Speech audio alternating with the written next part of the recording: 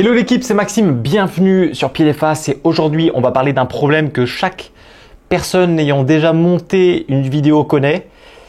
L'ordinateur qui bug et qui rame complètement. Honnêtement, il n'y a pas pire comme sentiment, tu sais, c'est genre tu as filmé des trucs sympas, tu as envie de te mettre sur le montage, genre tu dis ah ça va être cool.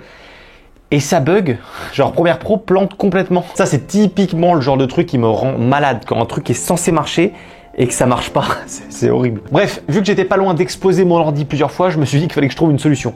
Et du coup, j'ai eu deux options. Soit investir dans une bête de course de montage avec un ordinateur à plus de 10 000 balles, soit modifier quelques paramètres de Premiere Pro pour que ça soit plus fluide. Et c'est cette option-là qu'on va voir aujourd'hui. Au passage, on approche bientôt du 1 million d'abonnés sur la chaîne. C'est entièrement faux. Il en manque quelques centaines de milliers, pas grand chose, ça devrait arriver normalement, les semaines prochaines. Mais en tout cas, si tu es nouveau ici, tu peux peut-être t'abonner à la chaîne, il y a sûrement des vidéos qui vont te plaire ici. Ok, donc pour commencer, on va aller modifier quelques paramètres sur Premiere Pro directement. Vous allez voir que c'est un peu technique, mais quand vous allez les faire, normalement, ça va booster un peu le truc. Donc première chose, quand on arrive dans Premiere Pro, on va en haut dans Premiere Pro, préférences, et on va chercher cache média. En fait, plus vous faites de montage, plus vous avez de fichiers cache qui se créent pour optimiser votre montage. Sauf que ces fichiers-là, une fois votre projet terminé, ils restent dans le logiciel. Et du coup, ça s'accumule et ça fait ralentir Premiere Pro. Donc tous ces fichiers, il faut qu'on les supprime parce qu'ils ne servent à rien et en plus, ils ralentissent votre montage. Donc pour ça, on appuie simplement sur supprimer les mémoires cache. Donc là, il va bien supprimer tous les mémoires cache qui ne sont pas utilisés et on a juste à cliquer sur OK. Si vous êtes sur un projet, il ne va pas tout dégager. Et même si vous revenez 6 mois après sur un projet et que tous les mémoires cache ont été effacés, c'est pas si grave. Premiere Pro va les recréer automatiquement et ça change rien. Ah oui, autre chose, par défaut, la case ne pas supprimer automatiquement les fichiers en mémoire cache est cochée automatiquement par Premiere Pro.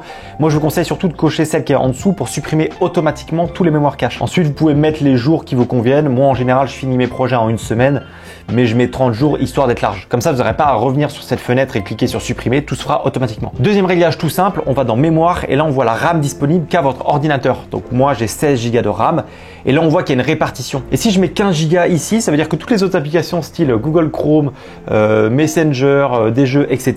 seront prioritaires par rapport à Premiere Pro. Ce qui fait qu'il nous restera 1 Go de disponible pour Premiere, autant dire que ça va être hyper lent. Donc moi, ce que je vous conseille de faire, c'est de baisser un maximum la RAM allouée pour les autres applications pour donner le plus possible à Premiere Pro. Donc du coup, moi, je mets le minimum qui est 3 Go et ça suffit largement pour toutes les autres applications. Et comme ça me laisse pas mal de RAM disponible pour Premiere Pro. Et ensuite, on clique sur OK et c'est good. Donc là, déjà, on avance bien. J'ai un petit dernier réglage à vous partager. Donc vous allez tout en haut dans Fichier, Réglage du projet, Généralité. Et ensuite, là, il y a un endroit qui va nous intéresser, c'est le système de rendu. Bon, là, ça devient un peu technique, mais en gros, c'est l'exploitation de votre carte graphique par votre ordinateur. Et par défaut, le logiciel Mercury qui est déjà sélectionné, c'est le truc le plus pété pour avoir une vidéo fluide. Bon, en fonction si vous êtes sur Mac ou sur PC, ça va pas être la même terminologie, mais c'est la même chose. En fait, vous devez toujours prendre accélération GPU Mercury. Donc moi, vu que je suis sur Mac, je vais prendre la version métal juste ici. Mais si vous êtes sur PC, je vous l'affiche juste à l'écran, c'est celle-ci que vous devez prendre. Et ensuite, vous avez juste à cliquer sur OK. Et c'est bon. Alors déjà, avec les réglages qu'on vient de choisir pour Premiere Pro, on a pas mal optimisé le logiciel. Mais il reste quelques petites choses à voir. J'en profite pour vous dire que cette vidéo est sponsorisée par Artlist. Alors si vous ne connaissez pas Artlist, même si j'en doute un peu, c'est une plateforme pour trouver des musiques et du sound design libre de droit. Alors ce qui est cool avec cette plateforme, c'est que c'est très bien trié par catégorie de musique. Si vous cherchez un style en particulier, vous allez forcément le trouver. Ou si jamais vous avez un mood en tête, vous allez pouvoir rechercher par mood. Un truc qui est sympa aussi, c'est que vous pouvez croiser plusieurs filtres pour avoir à peu près le même style de musique qui correspond à votre vidéo. Même chose pour le sound design, c'est tous les petits effets audio que vous pouvez ajouter à votre vidéo pour la rendre un peu plus immersive. Artlist en a des dizaines de milliers. Et ce qui est cool, c'est qu'aussi c'est hyper bien trié. Vous pouvez par exemple, si jamais vous avez un effet en tête, vous pouvez le taper directement. Ou alors si vous n'êtes pas trop sûr de ce que vous recherchez, vous pouvez directement aller dans les sous-catégories. Notamment sur l'aspect whoosh transition, vous pouvez trouver tous vos whoosh. Si on change un peu, on peut aller par exemple dans les science-fiction et là vous allez avoir des atmosphères, des drones, des choses comme ça. Donc non, c'est vraiment hyper bien rangé. Du coup, c'est hyper rapide et hyper facile pour trouver exactement ce qu'on cherche et ça permet d'aller beaucoup plus vite pendant le montage. Donc vous avez des musiques et du sound design hyper quali et le plus intéressant, c'est que vous pouvez les utiliser pour tous vos projets.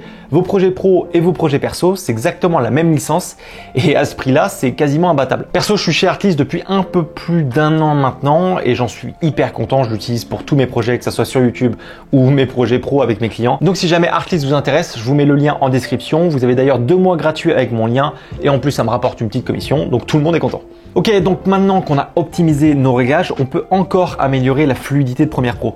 Alors ce tips là, j'imagine que vous le connaissez, mais on sait jamais. En dessous de votre écran, vous avez ce paramètre qui vous permet de choisir entre voir votre vidéo avec la qualité d'origine ou alors diminuer la qualité pour fluidifier la lecture. Donc ça va de 1/2 à 1/16 si jamais vous avez filmé en 8K. Et moi la plupart du temps j'utilise des rushs de 4K, donc je suis autour des 1/2 voire 1/4 quand j'ai des fichiers lourds et du coup ça me permet de fluidifier beaucoup mieux mon rendu. Ah oui, un petit paramètre de plus aussi, c'est d'aller ici là dans la petite boîte à outils et de désélectionner qualité de lecture élevée si jamais il est coché. Et si jamais avec tous ces réglages Premiere Pro est encore un peu lent, il reste une dernière solution qui est une bénédiction, les proxys. Alors ça se fait en 2 clics, c'est un peu long à produire, mais honnêtement c'est tellement pratique. Moi perso je le fais pour tous mes projets et c'est un pur bonheur de faire du montage avec des proxys. En gros les proxys c'est une copie de vos fichiers originaux dans une résolution hyper basse. Et l'idée c'est de faire le montage sur ces fichiers justement de basse qualité pour que ça soit beaucoup plus fluide et hyper facile à lire. Et à l'exportation, Premiere Pro va automatiquement resélectionner les fichiers originaux pour garder la meilleure qualité possible. Bon, le mieux c'est que je vous montre.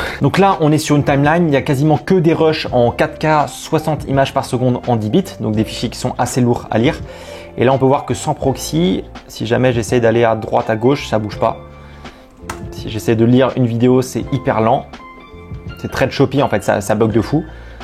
Et si j'active le petit bouton magique parce que j'ai déjà fait mes proxys, et ben on va voir que c'est beaucoup plus fluide.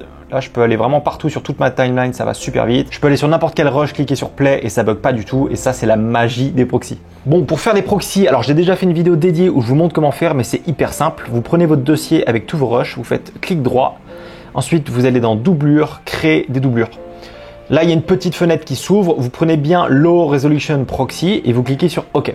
Et ensuite, vous n'avez plus rien à faire. Ça va ouvrir un nouveau logiciel de Adobe qui s'appelle Media Encoder et ça va créer les proxys en background. En général, ça prend pas mal de temps et pas mal de ressources sur votre ordinateur. Donc, je vous conseille de le laisser et d'aller faire autre chose. Là, vous pouvez aller faire des petites crêpes. Ça sera pas mal. Et ensuite, une fois que c'est terminé, vous avez juste à revenir sur Premiere Pro et vous avez juste à cliquer sur ce petit bouton juste ici.